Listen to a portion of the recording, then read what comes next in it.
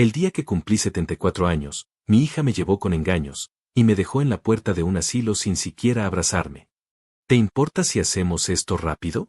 Tengo una reunión en 1 hora, dijo sin mirarme. Creí que íbamos a almorzar.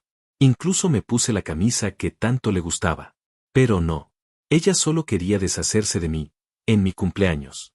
Me bajé del auto con la sonrisa rota, aferrado a la esperanza de que me dijera que era una broma. Pero el motor rugió antes de que pudiera hablar. Se fue sin mirar por el retrovisor. Así fue como supe que no pensaba volver. Entré al asilo con las manos temblorosas, rodeado de extraños y paredes tristes. Nadie me preguntó si estaba bien. Solo me asignaron una cama y me dieron una bata que no era mía. Me senté en el borde de la cama, mirando la pared vacía, mientras pensaba en la torta que había comprado la semana anterior. Aún está en el refrigerador. La había escondido para sorprenderla. Una semana pasó. 7 amaneceres deseando que alguien me llamara. Que ella se arrepintiera. Pero no fue Clara quien me llamó. Fue la Lotería Nacional. Y cuando vi los números, los mismos que llevo jugando desde que ella nació, no supe si reír, llorar o gritar. 74 millones de pesos. Después de que mi hija me abandonó como si fuera basura vieja, me convertí en millonario. Y no le dije a nadie. No al director. No a los otros residentes. Y mucho menos, a ella. Pero eso cambió el día que vino con los ojos llorosos, y una sonrisa que no usaba desde hacía años. Papá, vine a buscarte. Y ahí supe que algo olía peor que las medicinas de la habitación 3B. Papá, vine a buscarte, repitió Clara, de pie en la entrada del asilo, con una sonrisa temblorosa que intentaba parecer sincera. Pero ya no era una niña, y yo ya no era un hombre fácil de engañar. La enfermera me miró con cautela desde su escritorio, como si esperara que yo corriera a abrazarla. No lo hice.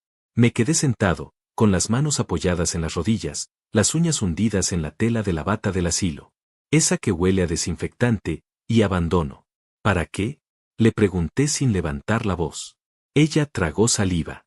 Se le tensó la mandíbula. Para que volvamos a estar bien. Yo, cometí errores. Pensé que esto era lo mejor para ti, pero me equivoqué. La miré. No como un padre mira a su hija. La miré como un hombre que fue empujado a la orilla de su propia vida. Como quien ve a alguien que lo dejó solo, en el momento más frágil de todos. ¿Te acuerdas que me dijiste ese día? Le pregunté. Ella frunció el ceño, incómoda. Dijiste que no tenías tiempo. Que esto era lo más práctico. No lloraste. Ni me abrazaste. Me dejaste en la recepción como quien devuelve algo prestado. Sus ojos se humedecieron, pero no por amor. Sino por miedo. No por culpa, sino por interés. Y entonces lo entendí todo. Ella ya lo sabía. Sabía que me había ganado la lotería. Su repentina ternura no era más que una máscara. Una jugada desesperada. El silencio se hizo más pesado que nunca. Podía escuchar cómo caía una cucharilla en la bandeja del comedor al fondo. El sonido del oxígeno de algún anciano. La muerte caminando despacio entre las habitaciones, y ella ahí, de pie, tratando de volver a ser mi hija por conveniencia. Papá, solo quiero ayudarte. Con ese dinero, podemos arreglarlo todo. Solté una risa seca. No por humor. Por dolor. ¿Sabes cuántas veces soñé con eso? Dije. Con que vinieras, no por dinero, no por lástima. Solo por mí. Por tu padre. Pero tu amor tiene precio. Y por suerte, ahora yo puedo pagarlo. Ella frunció el ceño, confundida. ¿Qué estás diciendo? Me puse de pie, lentamente, como alguien que ha envejecido de golpe. Te estoy diciendo que ya no necesito que me quieras. Me acerqué a la ventana. No para dramatizar, sino porque ahí podía respirar mejor. Afuera llovía. Lo hacía desde la mañana. Una lluvia fina, constante. La misma que cayó el día que enterramos a su madre. Me volteé, y le dije lo último que le diría ese día. Pero si te quedas, hoy, sin hablar de dinero, sin mentiras, tal vez aún puedas recuperar algo. No a mí, pero a ti misma. Clara me miró como si yo fuera un extraño. Como si no supiera si odiarme o abrazarme. Y luego, sin decir más, se dio la vuelta, y se fue. Otra vez. Esta vez no lloré. Solo me senté en silencio. Porque entendí que el dinero no arregla lo que el abandono rompe. Asterisco asterisco. 3 días después, Ella volvió. Pero no vino sola. Esta vez, Clara trajo un abogado. Entraron juntos como si ya fueran dueños del lugar. Ella vestía formal, con el mismo aire altivo que tenía cuando me explicó por qué no podía llevarme a vivir con ella. El abogado se presentó con una sonrisa mecánica. Abrió un portafolio y empezó a hablar como si yo fuera un trámite más que había que firmar. Don Ernesto, mi cliente, dijo, señalando a Clara sin siquiera mirarme a los ojos, solo quiere asegurarse de que todo esté en orden con su nuevo patrimonio. Es decir, con la reciente adquisición que ha ganado usted. La lotería, por supuesto. ¿Patrimonio? Interrumpí. Sí, por supuesto. La suma es considerable. Y mi cliente, como familiar directa, tiene ciertos derechos. Ahí lo entendí todo. No había venido a pedirme perdón. Había venido a quitarme lo único que no le pertenecía, mi suerte. ¿Y si me niego? Pregunté. El abogado ni se inmutó.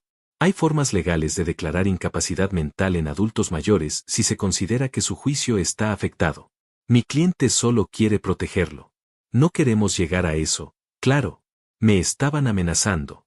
Mi hija, la niña que un día me abrazó con miedo por ver llover, la misma que solía dormirse en mi pecho los domingos, ahora quería quitarme el control de mi vida como si yo fuera un mueble viejo con un boleto de oro escondido en el cajón. Me ardía el pecho, pero no de tristeza, de rabia. Me levanté con calma y tomé una hoja del portafolio. Revisé los documentos. Claro, estaban bien preparados.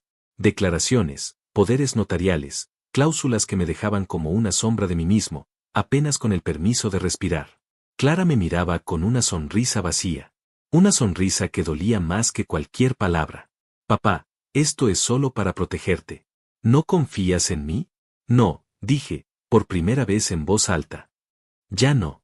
Rompí el documento hoja por hoja, mirando al abogado directo a los ojos. Sentí la indignación subir por mi garganta como fuego. Los otros ancianos miraban desde lejos. Nadie se atrevía a intervenir. Y yo me sentía, por primera vez en mucho tiempo, vivo. Ustedes no entienden algo, dije. Yo no me hice viejo por tonto. Y no me hice rico para comprar cariño. Yo no les debo nada. El abogado cerró el portafolio con un golpe seco. Clara dio un paso al frente, ahora con los ojos abiertos, frustrados. Estás actuando como un viejo loco. ¿Sabes cuánta gente matan por esa clase de dinero? Te van a robar. Te van a destruir. Yo soy tu hija. ¿Mi hija? Le escupí las palabras como cuchillas. Tú me dejaste aquí, en mi cumpleaños, sin siquiera abrazarme. Y ahora quieres llamarte mi hija porque el dinero apareció. Ella se quedó callada. Ni una palabra más. El abogado la tomó del brazo y se la llevó casi arrastrando. Pero justo antes de salir, ella se volteó y me gritó. No va a quedarte todo esto. No te lo mereces. Y eso fue lo que más dolió. Después de todo lo que hice por ella, después de todo lo que entregué, ahora me decía que no merecía lo único que había ganado sin robarle nada a nadie. Cuando se fue, no pude evitar reír. Una risa amarga, dolida, pero también liberadora. Porque algo en mí había muerto ese día. Y ya no era el viejo débil que ella pensaba que podía manipular. Pasaron 2 días desde que Clara salió gritando del asilo. Esa noche dormí tranquilo por primera vez en semanas. Pero la calma duró poco. A la mañana siguiente, me llamaron de la recepción. Me dijeron que alguien quería hablar conmigo por videollamada. Era raro. Nunca usaba esa pantalla. Pensé que quizá era otro abogado. Me acerqué, algo desconfiado. La pantalla se encendió. No era Clara. Era Sofía. Mi otra hija. La hija que Clara había borrado de su vida. La misma que, según Clara, se había ido lejos y no quería saber nada de la familia. Mentiras. Papá, su voz temblaba del otro lado. Lo vi todo. Vi el video. Lo grabaron. El personal del asilo, ellos tienen cámaras en cada sala. ¿Qué viste? Pregunté, aunque ya podía adivinar. Sofía tragó saliva, con rabia en los ojos. Vi cómo te amenazaron. Cómo Clara llevó a ese tipo, cómo intentó quitarte todo. Cómo te gritó. Y luego, papá, encontré algo más. Se inclinó fuera de cámara y volvió con una carpeta en la mano. Cuando la levantó, supe de inmediato que era mi testamento. Clara lo había manipulado, papá. Encontré los correos, las firmas falsificadas, la versión que ella quería mandar a notaría. Tenía todo listo. Estaba preparando todo desde antes de llevarte al asilo. Me quedé helado. Literalmente. Sentí como si me hubieran metido en hielo hasta el cuello. ¿Desde antes? ¿Desde cuándo?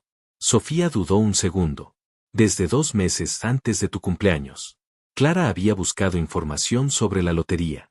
Al parecer, un conocido en la administración del sorteo filtró los números ganadores antes de la emisión oficial. Solo a un pequeño grupo.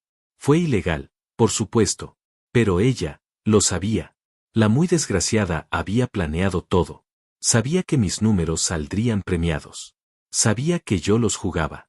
Y me dejó en un asilo justo antes de que supiera que era rico, para poder meter mano en todo antes que yo pudiera reaccionar. No fue descuido. No fue estrés. Fue estrategia. Sofía continuó. Pero hay más, papá. Grabé todo lo que te estoy contando. Y ya hablé con un periodista. Tienen el video de la sala común, tienen las pruebas del intento de fraude, y van a sacarlo todo.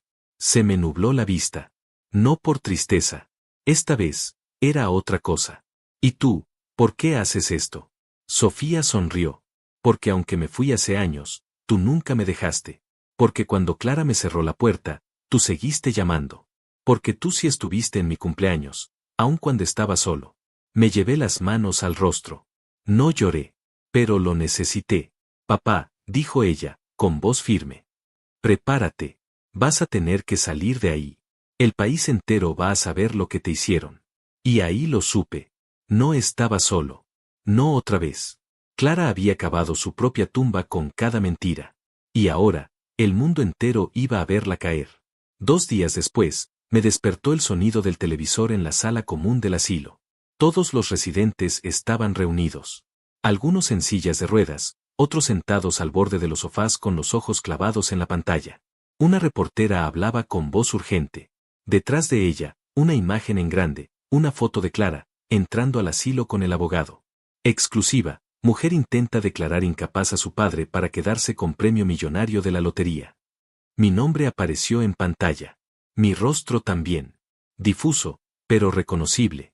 Los videos de las cámaras del asilo mostraban el momento exacto en que Clara me gritaba, el abogado cerrando el portafolio, mi cara de impotencia, de indignación. Los residentes me miraron. No como a un viejo débil. Me miraron con respeto. Con admiración. Uno de ellos, don Fabián, que apenas hablaba, se acercó, me dio una palmada en el hombro y dijo: Eso, compadre. Por fin alguien le gana a los hijos traicioneros. Las enfermeras me ofrecieron café caliente, pan fresco. Como si de pronto, me vieran. Me sentí, humano otra vez. La noticia explotó. Las redes se llenaron de comentarios. El video se viralizó en menos de 1 hora. Hashtags, memes, debates. Todos tenían una opinión. Pero lo mejor vino a las 4:15 de la tarde. Mi teléfono, el que Sofía me había enviado la noche anterior, sonó. Era Clara. Contesté. ¿Qué quieres ahora? Su voz sonaba destrozada. Papá, me despidieron. Perdí el trabajo. Me están atacando por todos lados. Me están llamando ladrona, abusiva, hasta me escupieron en la calle. No dije nada. Ella respiraba entrecortado. ¿Por qué hiciste esto? ¿Por qué me humillaste así? Y ahí fue cuando me reí. Por primera vez, de verdad. No fui yo, Clara. Fuiste tú. Solo que ahora el mundo está viendo lo que yo vi el día que me dejaste en este lugar. Silencio. Un largo, insoportable silencio. Papá, no tengo a dónde ir. ¿Recuerdas lo que me dijiste aquel día? Que no tenías tiempo. Que esto era lo más práctico. Bueno, ahora yo también necesito espacio. Y colgué. Sofía llegó 2 días después en persona. Me abrazó como si estuviéramos remendando el pasado sin palabras. Trajo ropa nueva, papeles para firmar la transferencia de mi libertad médica, y las llaves de una casa con vista al mar. Nos vamos, papá. Ya nunca más vas a volver a este lugar. Antes de salir, pasé por la recepción y dejé un sobre. Dentro, había un cheque. 1.000.000 de pesos. Para los residentes del asilo. No para la administración. Para ellos. Para los que, como yo, fueron olvidados por sus familias y recordados solo cuando estorban. La directora lloró. Los ancianos aplaudieron. Pero yo no me quedé. Sofía encendió el auto. Era de noche. La ciudad parecía distinta. ¿Estás bien, papá? La miré. Y por primera vez en mucho tiempo, dije la verdad. Estoy empezando a estarlo. Mientras salíamos por la autopista, mi teléfono vibró otra vez. Otro mensaje de Clara. No lo leí. Ya no necesitaba cerrar nada con ella. Porque a veces, la mejor venganza, es seguir adelante sin mirar atrás. Habíamos pasado 3 días en la casa junto al mar. Sofía me preparaba el desayuno cada mañana. No hablábamos mucho. No hacía falta. A veces el silencio entre dos personas que se han perdonado dice más que cualquier discurso. Una tarde, mientras el sol caía detrás del agua, ella me trajo una caja de zapatos.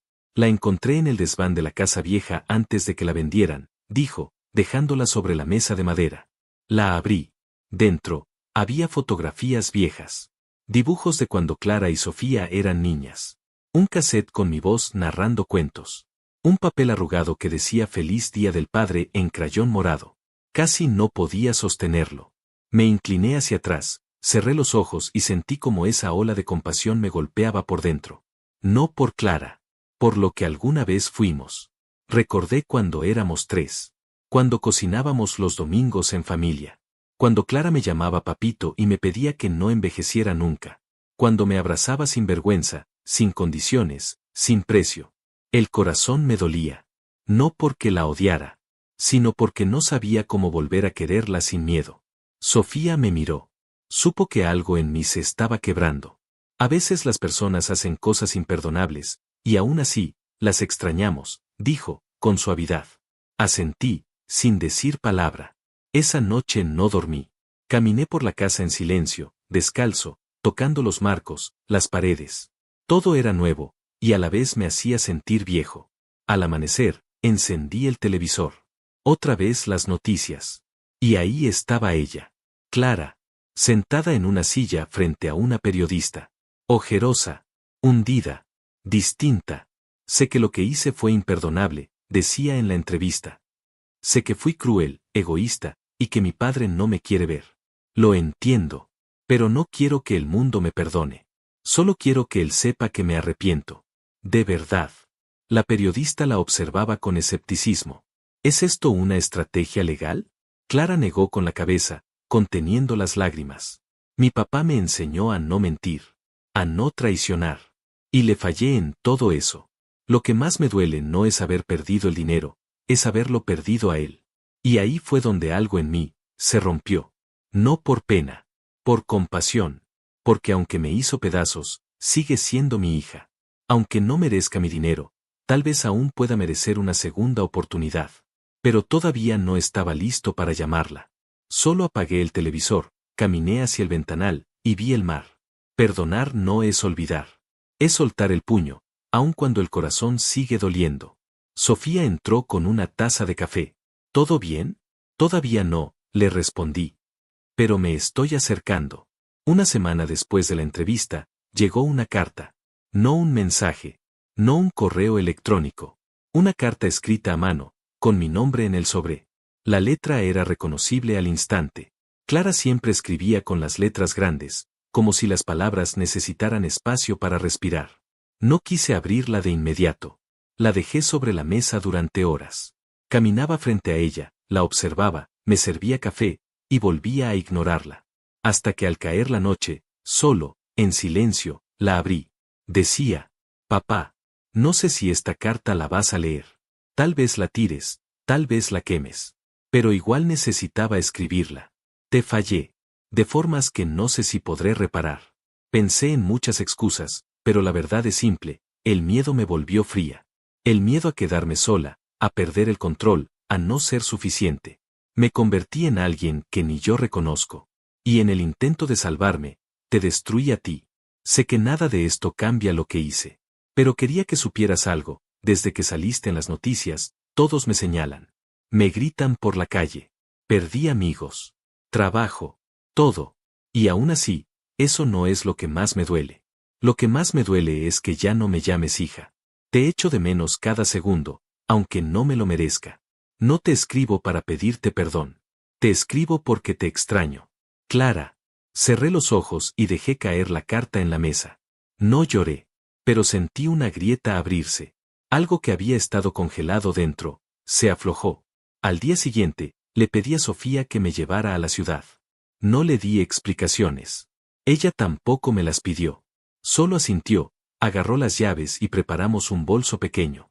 3 horas después estábamos frente a un edificio gris, modesto, lejos del mar. El portero reconoció mi cara y no hizo preguntas. Subimos en silencio hasta el 4.º piso. Sofía tocó la puerta. Clara abrió. No llevaba maquillaje. Tenía el cabello desordenado, el rostro limpio, y los ojos, rojos, como si hubiese llorado toda la noche. Nos miramos. No hubo palabras al principio. Ella se cubrió la boca con una mano. Yo simplemente la observé. Sin rencor. Sin sonrisa. Solo con la verdad en los ojos.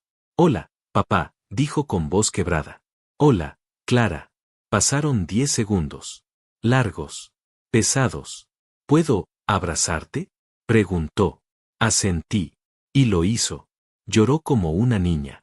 Como aquella niña que creía que su padre podía arreglarlo todo. Me aferró como si aún pudiera salvarla. Y por un momento, solo uno, volví a sentir que el tiempo se detenía. Que aún quedaba algo por rescatar. Sofía los observaba desde el pasillo. No interrumpió. Cuando se soltó, Clara me miró con los ojos empapados y preguntó. ¿Me odias? No, le dije. Pero estoy aprendiendo a volver a quererte. Despacio. Ella asintió, como si ese despacio fuera suficiente. Y lo era. Pasaron 3 meses desde aquel abrazo. No todo se arregló de inmediato. Clara no volvió a ser la hija perfecta. Yo no volví a ser el padre invencible. Pero empezamos a hablarnos una vez a la semana. Después 2. Después casi todos los días. No por el dinero. Ya no. Por lo que quedaba en el fondo. Perdonar no fue fácil. Cada vez que pasaba por el asilo en mi memoria, una parte de mí se cerraba. Pero luego venía su voz, suave, sincera. Decía hola, papá, como si en cada llamada intentara coser una herida. Y funcionaba. No del todo. Pero funcionaba. Con el dinero, no compré yates ni mansiones. Doné parte a hogares de ancianos. A centros de salud pública. Creé una fundación con Sofía para personas mayores abandonadas. La llamamos Nunca Solos. A Clara no le di millones. Le ofrecí trabajo. La incluí en el proyecto. La hice empezar desde abajo, como todos. Coordinando, ayudando, escuchando historias que se parecían mucho a la mía y a la suya. Al principio, no hablaba con nadie. Solo observaba. Luego empezó a quedarse después de hora. Luego trajo cuadernos, ideas, propuestas. Un día, mientras repartíamos mantas en un refugio, una mujer mayor la abrazó y le dijo, gracias, hija. Clara se quebró. La vi llorar en silencio, mientras la señora la apretaba contra su pecho. Esa noche, cuando regresábamos en el auto, me miró y dijo, gracias por no rendirte conmigo. Yo solo respondí, gracias por volver. El mar seguía ahí. La casa también. Pero ahora tenía risas. Visitas. A veces Sofía venía con sus hijos. A veces Clara traía pasteles que quemaba sin culpa. Y yo ya no me sentía olvidado. No por el dinero, sino porque, al final, no me dejaron solo. Asterisco asterisco. Mi hija me abandonó en un asilo en mi cumpleaños. Una semana después gané la lotería. Y solo entonces entendí que lo más valioso no era el premio. Era recuperar lo que creía perdido. Mi familia. Aunque nos costó lágrimas, gritos, traiciones y silencio. Nos reencontramos. No como antes, sino mejor que antes. Como sobrevivientes. Como humanos. Como perdonados.